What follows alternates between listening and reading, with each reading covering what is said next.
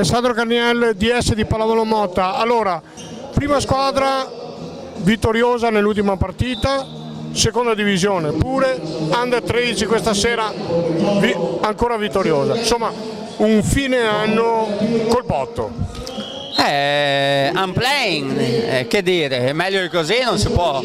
Siamo contenti sotto tutti i fronti, a partire dalla Serie B, con le giovanili stiamo facendo bottino pieno con l'Under 14, l'Under 18 si sta rifacendo e che dire, orgogliosi del nostro percorso, del nostro lavoro che stiamo facendo.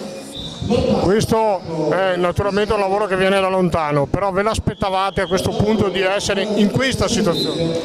Ma dire la sincera verità, con le giovanili abbiamo cominciato un lavoro con dei tecnici ben preparati, sicuramente il lavoro paga, ce l'aspettavamo. Con la Serie B era tutta una scommessa, sia per il campionato che per la squadra nuova. Dire che stare al quarto posto a 21 punti ad oggi è positivo, anche se il magone in gola ce l'ho ancora per i 3 punti Casal Serugo che ci permettevano di stare secondi a un punto da Prata, però va bene così, dai, non possiamo, quest'anno è un anno così. Siamo contenti e speriamo di ripeterci nel proseguo della stagione e di continuare a lavorare in questa maniera.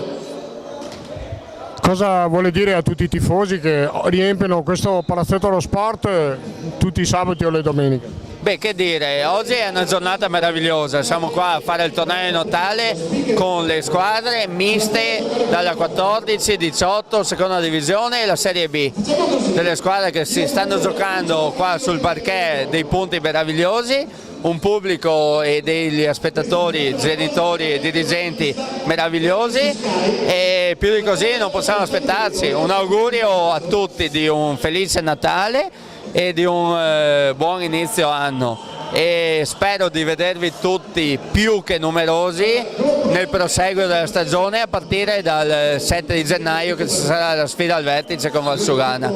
Auguri a tutti, tecnici, staff, dirigenti, accompagnatori, genitori e un grazie e un in bocca al lupo a tutti. Grazie.